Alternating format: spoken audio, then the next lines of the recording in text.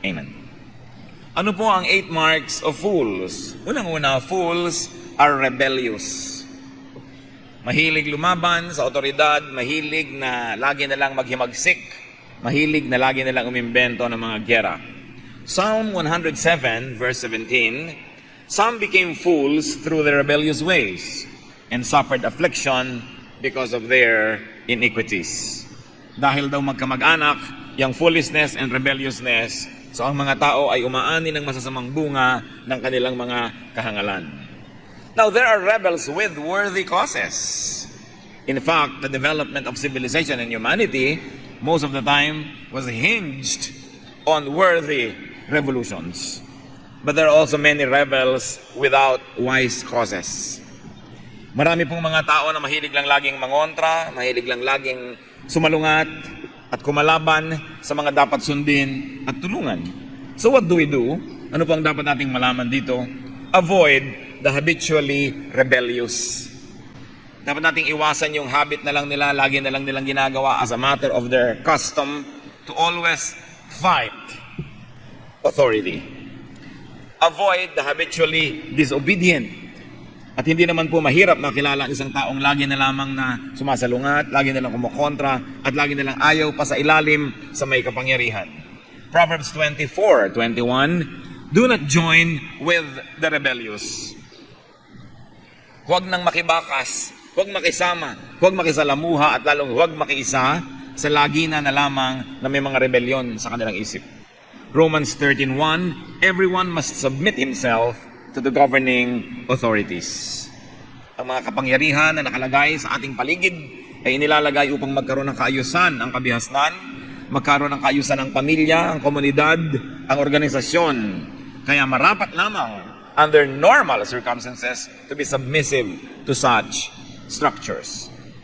Ang mga anak po na masyadong mahilig magrebelde ay mga mabibigat na krus na pasan hindi lang ng kanilang mga magulang kundi ng buong lipunan. Proverbs 17:21, to have a fool for a son brings grief. There is no joy for the father of a fool. Yan daw. Pagkahangal ang isang anak, mababae at malalaki, ay lungkot ang dinadala nito sa kanyang mga magulang at wala na daw hinahantay na ginhawa, saya o kaya man ay kasiyahan ang mga magulang ng mga anak na hangal. At tunay, hindi naman maaaring ang ating mga anak ay gumawa ng mga kahangalan at sila lang magpasan ng bunga nito. Kadalasan, mas mabigat pa ang pinapasan ng mga magulang. That's why responsible and wise children behave and they make something good out of their lives, not only for themselves, but also for everyone who loves them, especially their parents. Proverbs 13, verse 1, a wise son heeds his father's instruction. Isa daw yan sa pagkakakilanlan ng isang marunong na anak ay sumusunod sa mga ipinagtatagubilin, itinuturo, iniuutos ng kanyang magulang. Another mark of a fool, fools hate wisdom and discipline. Ayaw na ayaw ng mga hangal ang karunungan. Sabagat ang karunungan ay nakakasilaw, nakakapagpahirap ng kanilang kalooban, at nagbibigay ng comparison and contrast, at lalo lang nagiging malinaw ang kanilang mga kamalian. And also, fools hate discipline. Ayaw nila noong may mga batas, ayaw nila na pinapairal mo ang batas, at ayaw nila itinutuwid ang mga nagkakamali. Proverbs 1:7, the fear of the Lord is the beginning of knowledge, but fools despise wisdom and discipline. Yan ang kinamumuhian nila, karunungan at katuwiran at disiplina. Fools hate disciplinarians. Ayaw na ayaw ng mga hangal na yung mga disciplinarian. Sino po ang mga iniibig ng mga foolish people? Fools love teachers who do not teach. Yan ang favorite teacher nila, yung laging absent. Ang favorite teacher yung ayaw magturo at lahat pasado na kahit na hindi naman dapat. Fools love leaders who do not lead. Yan ang gusto nilang leader, yung kaya nilang pasunurin, kaya nilang paindakin sa kanilang mga tugtog, mga leaders na mga walang backbone at kaya nilang mapasunod sa kanilang mga bisyo at sa kanilang mga kapritsyo. And fools love law enforcers who do not enforce the law. Kaya ayaw ng Panginoon sa mga foolish people because if they will take governance of the earth, there will be chaos. Sapagkat ang kanila lamang tanging batas ay ang kanilang sariling damdamin at ang sarili nilang nagugustuhan sa panahon na nagugustuhan nila yon. Meanwhile, ang mga marurunong na estudyante, yan ang nagmamahal sa mga terror teachers. Yan ang nag-a-appreciate. Ang mga marurunong na mga mamamayan ay kanila pong pinapahalagahan ang mga batas at sinusunod ito. At ang mga marurunong na nga tagasunod, minamahal nila at pinapahalagahan ng istrikto na mga pinuno. Yun lang mga hangal ang ayaw sa mga istrikto, sapagkat sa strictness na yon ay napuputol ang kanilang mga pakpak, ang kanilang mga bagwis ay naitatali at sila ay naigagapos at hindi sila makalikot sa mga kalikot ang gusto nila sa buhay. So madali pong malaman kung ang tao ay marunong o hindi. Gusto niya law and order. Gusto niya na mayroong katiyakan ng mga bagay. Alam mo na pagka may isang bagay na mangyayari sa ganung araw ay nangyayari nga, na dito tatawid ay dito nga tumatawid ang mga tao at dito paparada ang sasakyan ay doon nga nangyayari yon. At may kaayusan. Alam mo kung paano kakikilos at paano ilalagay ang iyong sarili. When foolish people take over any system, there will be chaos and disorder and pain and sorrow for everybody. Fools hate knowledge. Fools hate learning. They hate tutelage. Sabi sa Proverbs 1:22, how long will you simple ones love your simple ways? At yung pong simple na ginagamit dito ng version ng Bible na ito, ibig sabihin foolish. In other words, how long will you foolish ones love your foolish ways? How long will mockers delight in mockery and fools hate knowledge? Ang mga tao po na hindi nagmamahal sa karunungan, ang mga taong hangal, ang akala nila sa pag-aaral ay isang uri ng parusa. Fools consider schooling a torture, and fools consider schools as something to graduate from. Kaya sila pag-graduate na pag-aaralin, hoy, ayoko nang magdala ng notebook ha, kahit nga alam mo na, graduate na ako. Hangal yon. Sapagkat yung tunay na marunong, gusto pa niya mag-aral kahit malang seminar, kahit malang attend, kahit self-study. Pero sabi, eto, may diploma na ako, nakakabit na dito sa dingding namin, tapos ang pag-aaral ko, isang malaking kahangalan. So, tanongin niyo ang sarili niyo, hangal ba ako? I feel accomplished na ba kung may diploma na dito sa aking dingding? Alam niyo po, ang tunay na ginagawa ng mga paaralan, alam niyo po, ang tunay na layunin ng edukasyon, hindi para tayo matuto. Para malaman natin na tayo mangmang.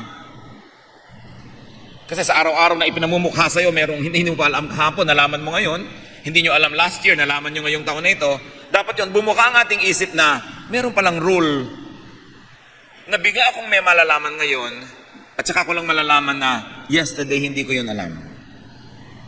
That yesterday I thought I knew what I had to know, but now because I now know what I have to know, then I realized that yesterday I did not know it. Kaya ang pag-aaral ay isa lamang pagpapamukha sa atin ng ating kamangmangan. Kaya hindi dapat nagiging mga palalo at mayayabang yung mga nag-aaral. That's why true wisdom leads to humility. Because you begin to know that you do not know. And because you know that you do not know, you make your heart teachable. You open your eyes and ears, and you open your heart to instruction, to correction, to revisions. That nothing is ever permanent as far as knowledge is concerned. That only a fool does not change his mind. Yung mga ayaw na magpalit ng iniisip nila dahil yun na ang pumasok sa isip nila, isang uri ng kahangalan. Sapagkat kung meron tayong napatunayan na higit na mataas na uri ng karunungan, dapat nating palitan yung karunungan na yon sa ating utak nang mawalan ng laman yung space na yon at na magkaroon ng espasyo sa isang bagong karunungan.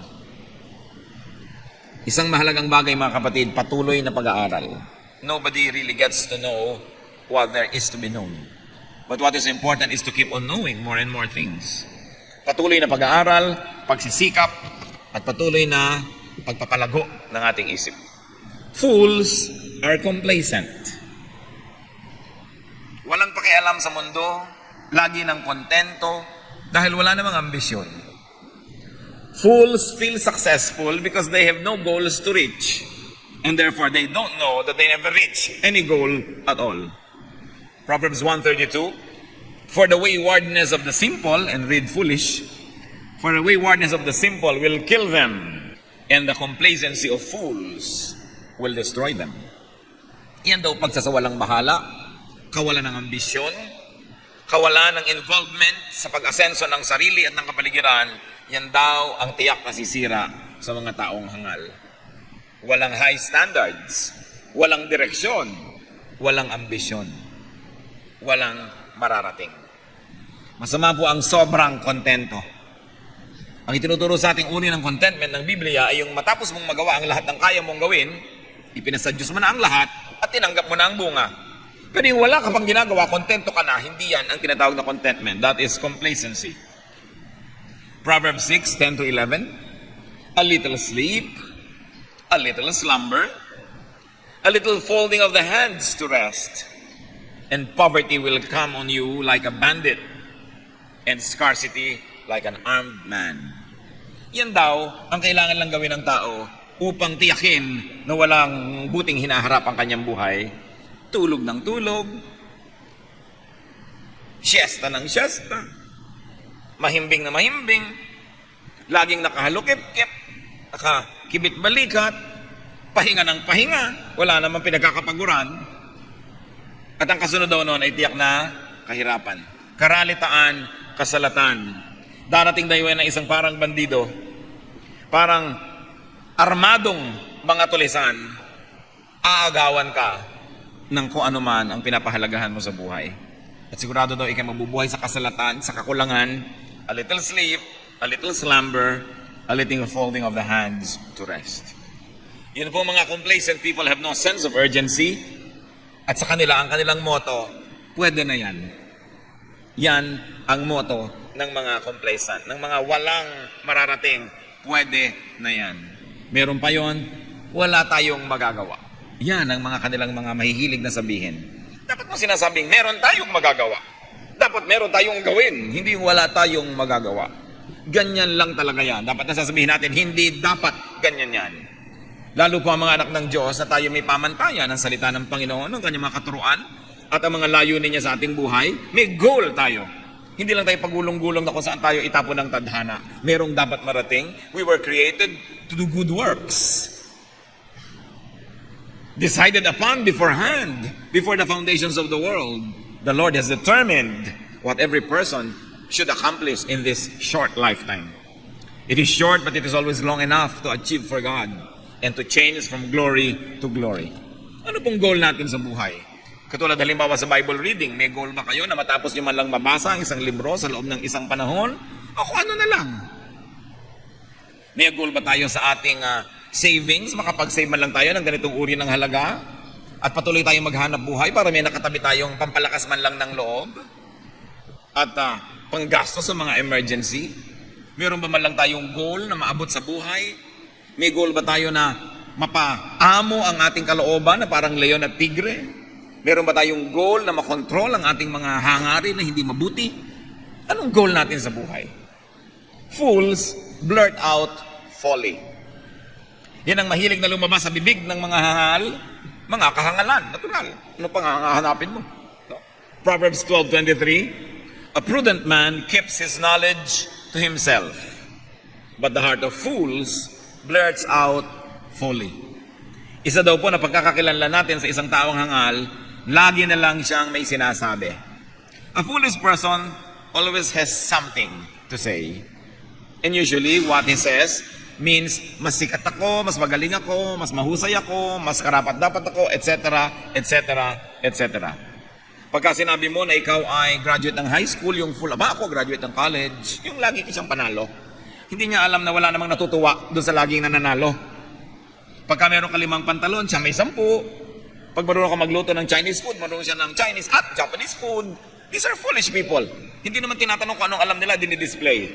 Wala namang natutuwa sa ganun, di ba? Natutuwa ba kayo sa ganun? Yung lagi napapatungan ng patun nyo. Lagi na lang meron siyang last say, lagi na lang siyang panalo. These people will not make friends. And many of these types of people never learn, even though they're already old. Lagi na lamang na mas mahusay sila, mas magaling at kung ano-ano pa. At pag may kinukwento sila, pag may sinasabi, puro walang kakwenta-kwenta. Sabi nga nila sa Bulacan, walang kapararakan. Mga walang katorya-toryang mga bagay, ang mga topic. Pumunta kami, umakyat nga kami, ang laki ng bayabas, tahawanan kami. Ano ba pinagsasasabi ng tao ito? It's a waste of words. Pati ang mga tanong, laging walang kakwenta-kwenta. Laging yun na lang ng yun na tanong, ayaw mo nang sagutin. Dahil wala namang mararating ang usapan. And they blurt out. They don't just whisper it, they shout out and declare to the world that they are ignorance. Mabuti pa yung mga hangal na hindi sobrang kahangalan, they keep their folly to themselves and to their associates. But hopeless fools display their foolishness. Bakit po natin pinag-aaralan ng mga ito, mga kapatid? Una, nasa Bible, so dapat pag-aralan, pero meron sigurong mas malalim na dahilan. Tiyakin natin hindi tayo ang mga ito. O kaya man ay tingnan natin yung mga taong umi-impluwensya sa atin, kung sila ito, at dapat nating pag-ingatan at dapat tayong lumayo-layo kahit man lang kaunti. Sapagkat kapahamakan ang naghihintay sa mga hangal at sa kanilang mga kayakap sa tuwina. Fools do not know they do wrong.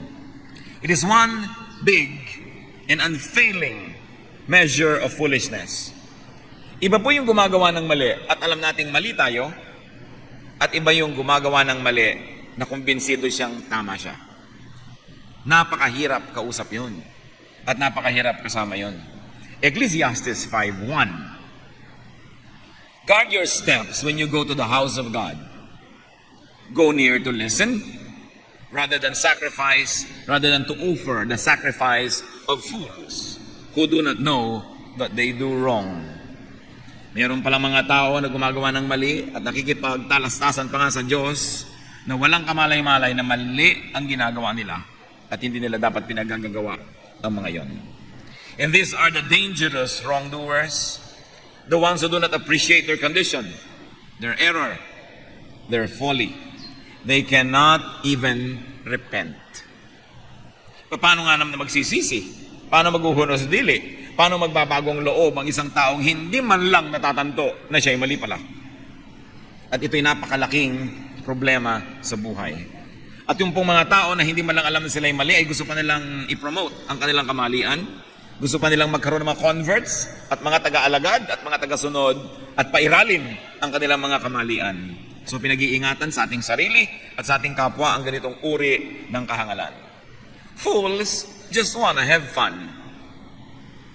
Isa yan. Hindi masama to have fun, hindi masama na magpahinga, hindi masamang sumaya, pero yung laging yun na lang ng yun ang hinahanap sa buhay, isang uri ng kahangalan. Fools just wanna have happiness. They always want happenings. Sabi nga nila mga gimmick.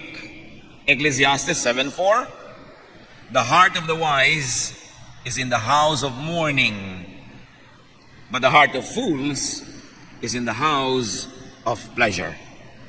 Yan daw ang puso ng mga marurunong, nandun sa mga lamayan, nandun sa mga patay, nandun sa mga ospital na may pasyente, nandun sa may mga dinadalang mga kalungkutan at hirap, nandun daw sa mga nagluluksa.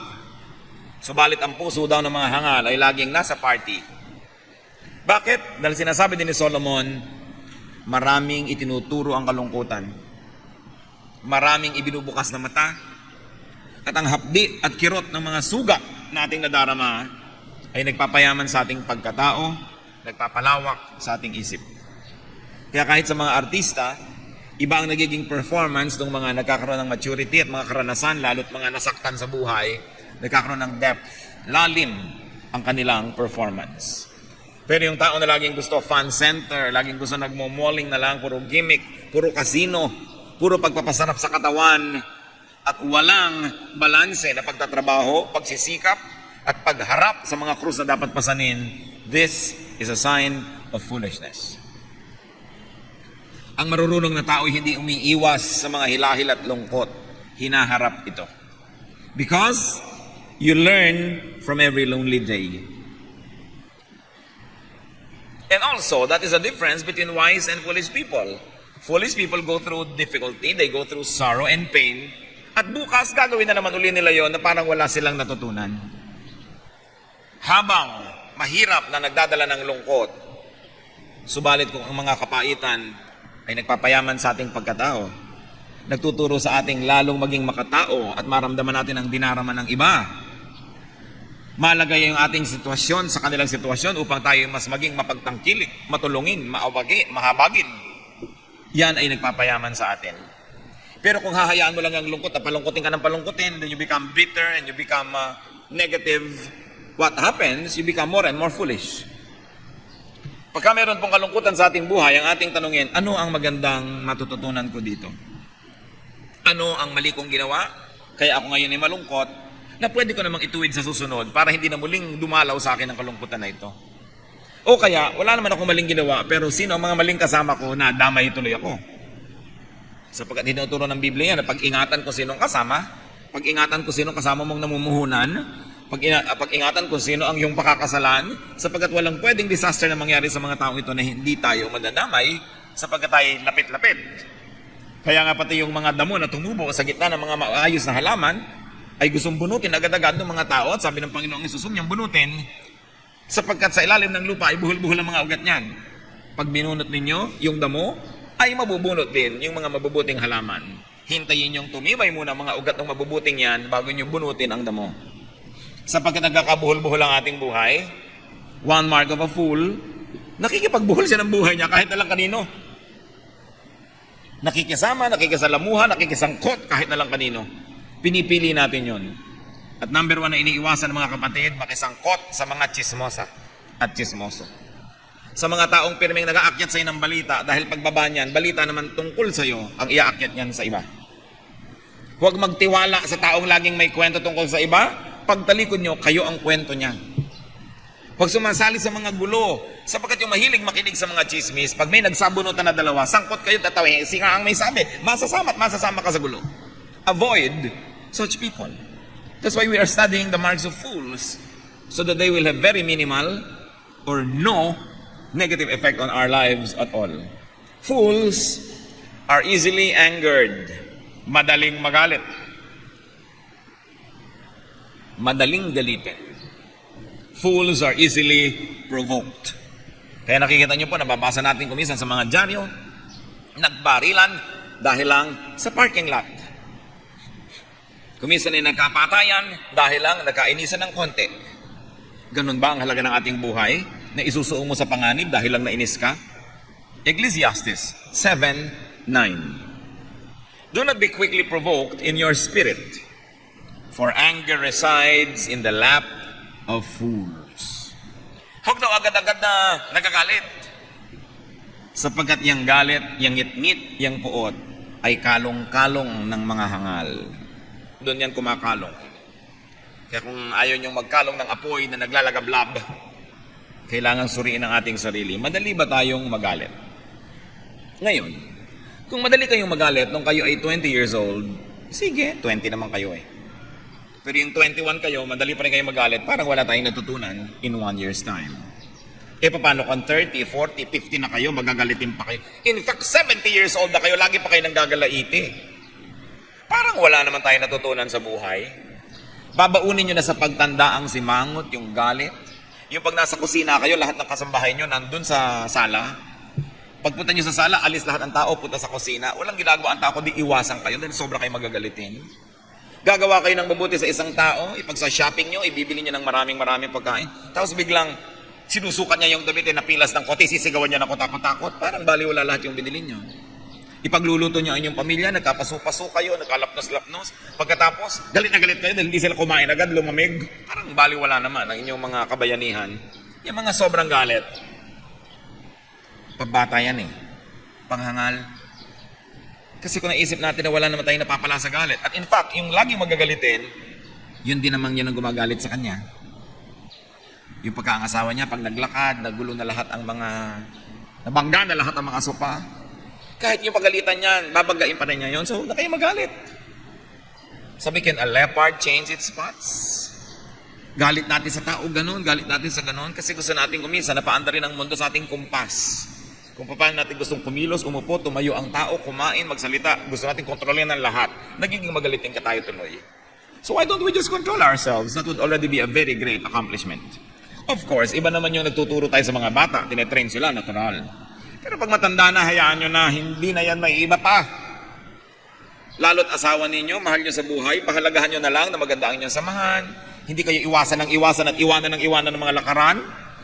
Mag-isip-isip tayo. Huwag tayong magagalitin. At saka alam nyo naman, it is clinically proven na yung mga magagalitin ay laging mas malaki ang pag-asa nila na mamatay ng bigla na lang nanigas. Ng mga heart attack, ma-stroke sila, o kaya may mga stress sila. Yung galit, hindi na bagay. dapat nalang tinatanggap ang dapat tanggapin at hindi pwedeng mapalitan. At sinisikap tanggapin, sinisikap palitan ang mga pwedeng palitan, dahan-dahan. At kung di pa nababago, tanggapin pa rin ang hindi mga nababago. Huwag na tayong lumangoy laban sa agos ng mundong ito. Sasandali ang buhay, maiksi ang panahon. Huwag na lang tayong makipagtunggali sa lahat ng bagay. Enjoy the ride of life. At sumabay sa agos.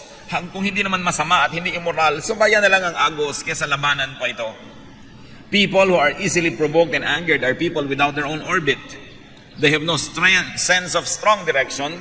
That's why they can be enticed to leave their course and follow someone else's orbit. Yung meron kang balak gawin, ginalit ka, hindi mo na tuloy magawa, nasira na yung mood mo, hindi wala tayong control sa ating buhay. The size of a man's brain is determined by the size of the thing that makes him angry. Pag malaki ang utak natin, malalaking bagay lang ang pwedeng gumalit. Pag maliit ang utak, pati maliliit na bagay, ikinakagalit. Kaya it is a sign of foolishness. And finally, the 8th mark that we're going to study today, fools do not know how to do good. Ang mga taong hangal, may pagkakataon na magtanim ng maganda, hindi pa nagtanim. May pagkakataon ng gumawa ng mabuti, hindi pa ginawa. May pagkakataon na kumisang magpautang ng loob, hindi pa nagpautang ng loob. Wala man lang tuloy tumatanaw sa kanya ng utang na loob. May pagkakataon ng tumulong, hindi pa tumulong. Isang mark of a wise person, you know when it is a good time to plant a good seed. Meron kayong pera dyan na hindi nyo naman ikamamatay na itulong sa isang mag-enroll. Deadline na ng enrollment, itinulong ninyo. Magandang seed yun na itinanim. Yung merong pagkakamali ang inyong kapwa, pinaghintay kayo ng 2 oras sa usapan. Pero kayo naman talagang hindi naman nalugi sa 2 oras na yun dahil may dala naman kayong librong pwedeng basahin, may dala kayong ganchilyo at nag-ganchilyo kayo. Meron kayong ginawang bagay, may pinakinggan kayo na kung anong tape o kung anong audio material. Hindi naman talaga ganun kalaking kalukihan. Tapos darating sila para, pasensya ka na. Sinabi mo, sige na, okay lang, huwag mo nang isipin yun. Na nagpatawad ka, nagtanim ka ng utang na loob para sa susunod, kung isang linggo mo siyang paghintayin, meron ka man lamang na ilabas sa sandatang, bakit noon, di ba, pinaghintay mo ako. Pero ganun, pagagalitan mo na agad, wala ka man lang tanim, no? Kaya ang mga marurunong na tao, marunong magtanim, they know how and when to do good. And remember this, when it is in your power to do good, do it. Because you may not have the same opportunity. I remember one friend, way back, long ago, na siya may trabaho na, at yung kanyang kapatid na dalaga ay siguro second year college student. At pinilit siyang yayain ng kapatid na ito para ipakita yung isang display ng sapatos sa isang tindahan dahil gustong-gusto ng kapatid. So yung ate, sumama naman, binili ng ate ang sapatos para sa sarili niya. Can you imagine yung itinanim na sama ng loob niya doon sa puso ng kanyang kapatid na hinila pa siya at dinala doon sa tindahan nung makita ng ate, binili para sa sarili at hindi doon sa nagdalang kapatid. Sabi ko, bakit mo ginawa yun? Pag may trabaho na lang siya, tsaka siya bumili. Sabi ko talaga, magkakatrabaho rin yan. Pero ngayong wala siyang trabaho, ikaw tong ating may trabaho, diba? Huwag mong sayangin yung chance na maging hero. Kasi hindi ka lang yung pwede maging hero dahil baka pagdating ng araw, mas maganda pa yung trabaho niya kaysa sa'yo. O ikaw biglang madaganan ng isang nahulog na tulay na paralyzed ka for life. Aasa ka ngayon sa kapatid mo, may chance ka na gumawa ng mabuti. Hindi mo ikamamatay, hindi mo pa rin ginawa. Wise people know when to plant. Jeremiah 4:22, my people are fools. They do not know me. They are senseless children. They have no understanding. They are skilled in doing evil. They do not know how to do good. Yan ang sinasabi ng Panginoong Diyos sa pamamagitan ng propeta. Mga hangal itong aking mga anak na ito, walang mga muang, kagahusay gumawa ng mga kabalbalan, pero walang kamalay-malay sa paggawa ng mabuti. Meron kayong dugo, pwede nyo i-donate, i-donate nyo. Lalo't hindi naman kayo nagpatato last month, qualified kayo. Pwede kayong mag-donate ng dugo. Do it. Meron kayong itutulong sa inyong kapwa, itulong ninyo. Malakas ang inyong katawan, meron kayong kamag-anak o kaibigan na mahina na ang katawan, nag-aalaga pa ng may sakit na kamag-anak, ako muna mag-aalaga. May lakas ka Yung lakas, dapat ginagamit yan sa isang worthwhile endeavor. Hindi itutulog mo lang dahil baliwala, nasayang yung lakas eh. Nasayang yung energy. Pag idinedicate mo yung energy mo sa isang worthwhile endeavor, kapatid, nagtanim ka. At ano po ang sabi ng Panginoong Jesus? Ang bawat itinatanim ay inaani. Ang nagtatanim, umaani. So sa any given time, either umaani tayo o nagtatanim. Damihan nyo ang panahon ng pagtatanim. Lalo't kaya naman. Foolish people waste opportunities. They do not recognize opportunity to do good. They do not recognize good times to plant. Ano po ang sabi ng Proverbs 3, 1 and so on? My son, preserve sound judgment and discernment. This is Proverbs 3:21 to 26. My son, preserve sound judgment and discernment. Do not let them out of your sight. Kailangan marunong ka. At yung alam mo, huwag mong kakalimutan. Preserve it. Sapagkat ang alam, hindi mo pa usually kailangan yan sa oras na nalaman mo yan. Kailangan parang libro, ilagay mo sa shelf, sa iyong utak. At pag naaalala mong may kailangan ka, pwede mong hugutin ang libro yan, buksan at makita ang nakasulat doon. Sabi, lahat ng nalalaman mo, store mo sa iyong utak, reviewin mo sa mga panapanahon. Ano nga bang nalaman ko tungkol sa pagluluto? Anong nalaman ko tungkol sa carpentry? Anong nalaman ko tungkol sa pagtitiklop ng damit? Dapat nakatago lahat sa iyong utak sapagkat hindi mo alam, bigla-bigla mong kakailanganin. Sabi, do not let them out of your sight. They will be life for you, an ornament to grace your neck. Yun daw karunungan, higit na magandang dekorasyon sa ating leeg kaysa mga kwentas. Hindi na i-snatch, hindi nawawala, hindi kumukupas, at hindi ipapalulun sa iyo ng magnanakaw kung nagkataon. Sabi, kailangan meron kang karunungan. Then you will go on your way in safety and your foot will not stumble. Yan daw ang pinakamagandang paraan ng paglalakad ng hindi ka matatalisod, yung may kaliwanagan ng iyong isip. Alam mo kung saan dadaan, alam mo kung paano tatahak sa landas na yon. When you lie down, you will not be afraid. When you lie down, your sleep will be sweet. Gano'ng karami po ang pag nahihiga ay tulog? Ang sarap nun. Hindi ka nag-aalala, hindi ka natatakot sapagkat alam mo na marami kang ginawang mabuti, alam mo na marunong ka, at yung mga itinanim mo, baka pagising mo, ayan, harvest time na. Have no fear of sudden disaster or of the ruin that overtakes the wicked. For the Lord will be your confidence and will keep your foot from being snared.